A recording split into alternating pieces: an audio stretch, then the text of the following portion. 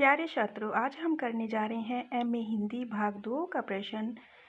घासीराम कोतवाल नाटक में नाना फडणवीस का चरित्र चित्रण कीजिए। उत्तर: घासीराम कोतवाल नाटक मराठी के सुप्रसिद्ध नाटककार विजय तेंदुलकर की रचना है। श्री बसंत देव ने हिंदी में इसका अनुवाद किया है। इस नाटक में 18वीं शताब्दी के पेशवा काल पर प्रकाश डाला गया है। इस नाटक में अतीत के पट पर वर्तमान का चित्र प्रस्तुत किया गया है। इस नाटक के दो मुख्य पात्र हैं, घासीराम और नाना फडणवीस। ये दोनों पात्र ही नाटक की कथा वस्तु को आगे बढ़ाते हैं। नाना फडणवीस के चरित्र की विशेषताएं निम्नलिखित हैं। नंबर 1, परिचयात्मक विवरण। नाना फडणवीस एक ऐतिहासिक पात्र है। इतिहास में वह एक बुद्धिजीवी और कुटिल राजनीतिज्ञ है। सभी मराठा उनका बहुत सम्मान करते थे, लेकिन विजय तेंदुलकर ने नाना फडणवीस के चरित्र के सभी पक्षों का विवरण अपने इस नाटक में नहीं किया। उन्होंने इस नाटक में उसे लोक नाट्य के रूप में प्रस्तुत किया है। इस नाटक में नाना फडणवीस के चरित्र की कमियों को उघाड़ने का प्रयत्न किया गया है। इस नाटक में विजय तेंदुलकर ने उसे भोग विलास में रत और कर्तव्यहीन अधिकारी के रूप में दिखाया है। नंबर 2, विलासी व्यक्ति। नाना फडणवीस एक विलासी व्यक्ति है। उसकी 6 बीवियां हैं, लेकिन फिर भी गुलाबी नर्तकी के कोठे पर जाता है। वह गुलाबी का नृत्य ही नहीं देखता, उसके साथ नाचता भी है। वह मंदिर में भी उसका ध्यान स्त्रियों की तरफ ही है। मंदिर में आने वाली स्त्रियां उसे इस तरह देखकर कि वह उनकी तरफ झांक रहा है, अपना पल्लू ठीक करती हैं। मंदिर में एक कम उम्र की लड़की ललिता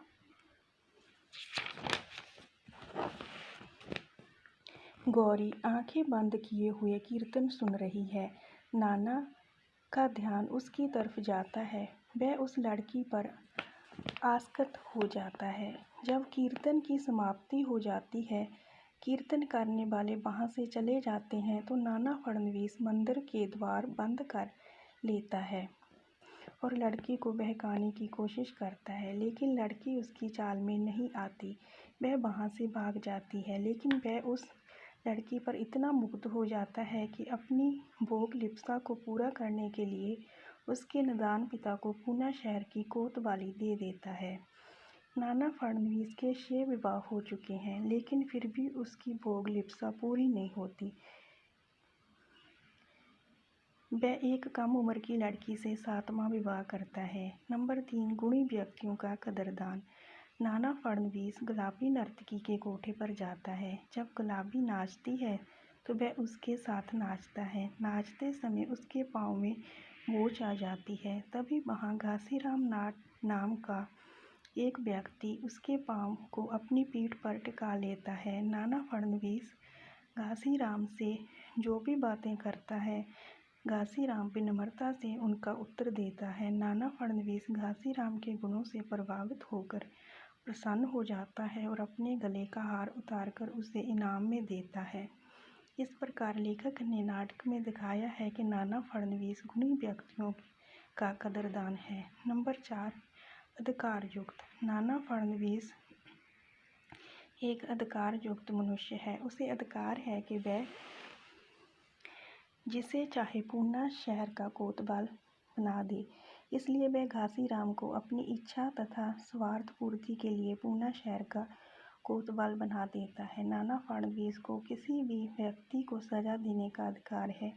इसलिए जब पुणे शहर के ब्राह्मण आक्रोश में आकर नाना फडणवीस से घासीराम को मौत की सजा देने का प्रस्ताव लेकर आते हैं, तो वह तुरंत उन पर हस्ताक्षर कर देता है। नंबर 5, कर्तव्यहीन अधिकारी। नाना फडणवीस एक कर्तव्यहीन अधिकारी है। उसके शासनकाल में अनेक विद्वान और ब्राह्मण लोग वेश्याओं के कोठों पर जाकर अय्याशी करते हैं। इन ब्राह्मणों की पत्नियां रात्रि के समय अपने घरों में पगड़ी धारण करने वाले संदेशाही सरदारों को बुलाकर काम क्रीड़ा करती हैं। ब्राह्मण लोग आम लोगों के साथ बदतमीजी से पेश आते हैं। नाना फडणवीस का इन बातों की तरफ कोई ध्यान नहीं है। वह समाज को सुधारने के लिए कोई भी प्रयास नहीं करता।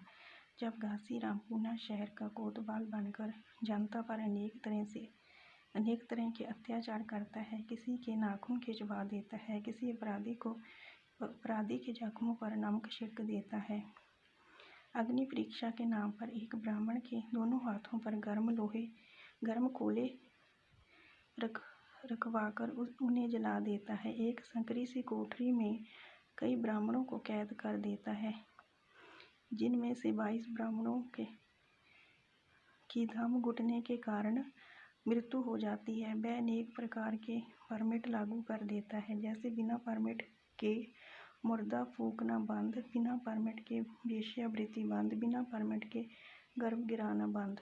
नंबर 6, जनता से अनुचित व्यवहार।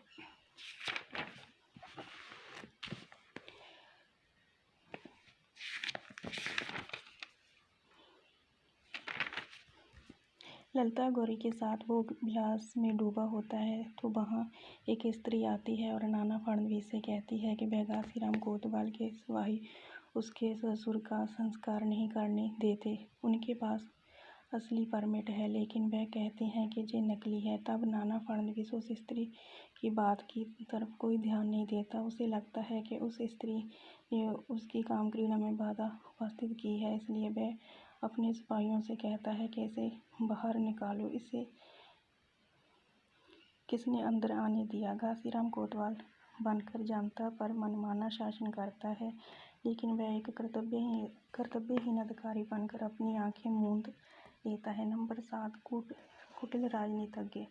नाना फडणवीस एक कुटिल राजनीतिज्ञ है। जब घासीराम उससे पूना शहर की कोतवाली मांगता है, पहले तो वह इनकार करता है कि ऐसा करना उसके लिए आसान नहीं है, किंतु धीरे धीरे वह मान जाता है। घासीराम को पूना शहर की कोतवाली देने के पीछे भले मुख्य कारण उसकी गौरी के प्रति भोगलिप्सा है, लेकिन घासीराम को पूना शहर का कोतवाल बनाने के पीछे उसकी कई और कुटिल चालें भी हैं। वह जानता था कि अगर घासीराम पूना शहर का कोतवाल होगा तो वह उसके साथ ललिता गौरी के नाजायज़ संबंधों की बातें जनता में कदापि नहीं होने देगा।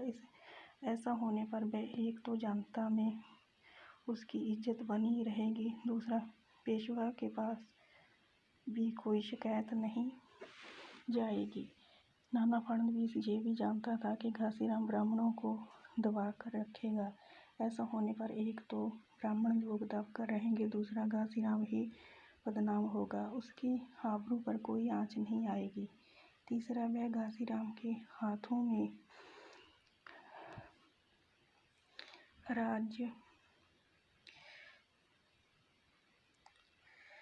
राज्य सत्ता देकर अपनी भोगलिप्सा में डूब जाएगा। उसे किसी प्रकार की कोई चिंता नहीं होगी। नंबर 8, स्वार्थी। नाना फडणवीस एक स्वार्थी व्यक्ति है। वह अपने स्वार्थ के लिए कुछ भी कर सकता है। उसका मन ललिता गौरी के सौंदर्य पर मुग्ध हो गया था। वह उसके साथ अपनी भोगलिप्सा को पूरा करना चाहता था, इसलिए वह घासीराम जैसे अनजान व्यक्ति को पूना शहर का कोतवाल बना देता है। इस प्रकार जब ललिता गौरी से उसका मन भर जाता है तो वह उससे पीछा छुड़ाना चाहता है। पहले तो वह चंदादाई से कहकर उसका गर्भ गिराने का प्रयास करता है, लेकिन जब इसमें उसे सफलता नहीं मिलती तो वह चंदादाई से ललिता गौरी की हत्या करवा देता है और उसे जमीन में गड़वा देता है। इसी प्रकार जब उसे लगता है कि घासीराम की उसके लिए कोई उपयोगिता नहीं रही तो वह ब्राह्मणों की मांग पर तुरंत उसकी मृत्यु की मांग पर हस्ताक्षर कर देता है।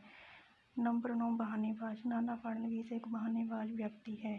जब घासीराम उससे पूना शहर की कोतवाली मांगता है तो वह अनेक प्रकार के बहाने लगाता है कि ये काम उसके वश का नहीं है। इसी तरह जब घासीराम उसके पास आकर अपनी बेटी के विषय में पूछता है तो वह अनेक प्रकार के बहाने बनाता हुआ घासीराम से कहता है कि वह ये नहीं यहीं कहीं होगी, उसे कुछ मालूम नहीं है। घासीराम के सख्ती से पूछने पर कहता है कि वह चंदादाई के पास गई है, जबकि असलियत ये है कि नाना ने उसका कत्ल कर दिया है। जब पेशवा नाना फडणवीस को अपने दरबार में बुलाता है तब भी वह पूजा का बहाना बनाता है और वहाँ उपस्थित नहीं होता। नंबर 10 कायर। नाना फडणवीस एक कायर व्यक्ति है। जब घासीराम को अपनी पुत्री की मृत्यु का समाचार मिलता है तो वह हाथ में नंगी तलवार लेकर पेशवा के पास आता है। उस समय पेशवा अपनी 7वीं पत्नी के साथ अंदर होता है। क्रोध में आया घासीराम उसे बाहर आने के लिए कहता है। नाना फडणवीस डर जाता है। वह डरता डरता बाहर आता है। डर के मारे नाना फडणवीस की जुबान बंद हो जाती है। वह डरते डरते घासीराम से कहता है कि अगर पूना शहर का कोई भी व्यक्ति उसकी बेटी के बारे में अनाप शनाप बकता है तो वह उसका सिर कलम कर दे। घासीराम के वहाँ से चले जाने के बाद वह अपनी 7वीं पत्नी से कहता है कि तुम क्यों डर रही हो? ये घासीराम हमारा कुछ नहीं बिगाड़ सकता। लेकिन असलियत में वह उस समय पूरी तरह भयभीत हो गया था। घासीराम के वहाँ से चले जाने के बाद वह अपने सिपाहियों से कहता है कि उसके चारों तरफ पहरा बढ़ा दिया जाए। ज़्यादा से ज़्यादा सिपाही उसकी हिफाजत के लिए तैनात किए जाएं ताकि ये घासीराम उसे कोई हानि न पहुंचा सके। इसी प्रकार जब 22 ब्राह्मणों की हत्या के पश्चात पूना शहर के ब्राह्मणों की भीड़ उसके निवास स्थान पर आती है। एक बार तो वह पूरी तरह भयभीत हो जाता है। बाद में उसे असलियत मालूम होने पर चैन की सांस आती है। नंबर 11 उपदेशक। नाना फडणवीस कभी कभी अवसर पड़ने पर उपदेशक की भांति बातें करता है। जब घासीराम नाना फडणवीस से पूछता है कि उसने उसकी बेटी की हत्या क्यों की तो नाना फडणवीस एक उपदेशक की भांति उसे समझाता हुआ कहता है।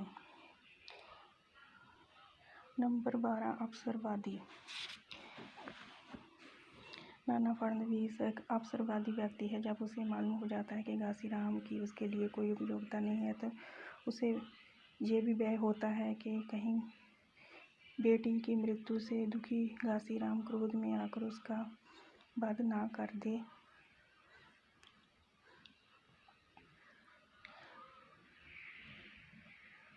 तो वह घासीराम से पीछा छुड़ाने के अवसर की ताक में है। जब उसे घासीराम के विरुद्ध 22 ब्राह्मणों की हत्या का मुद्दा मिल जाता है तो वह इस अवसर को अपने हाथ से नहीं जाने देता। वह ब्राह्मणों की मांग पर तुरंत घासीराम की मौत की सजा पर हस्ताक्षर कर देता है। नाना फडणवीस को मालूम है कि किस अवसर पर कौन सी बात करनी है। वह ब्राह्मणों को खुश करने के लिए घासीराम की मृत्यु पर उन्हें बधाई देता है और साथ ही 3 दिन तक सारे शहर में जश्न मनाने का हुक्म देता है। नाना की ये सब बातें उसकी अवसरवादी सोच को व्यक्त करती हैं। नंबर 13 निर्दयी। नाना फडणवीस एक निर्दयी शासक है। ब्राह्मणों को हुक्म देता है कि घासीराम को मारने से पहले पूरी तरह बेइज्जत किया जाए।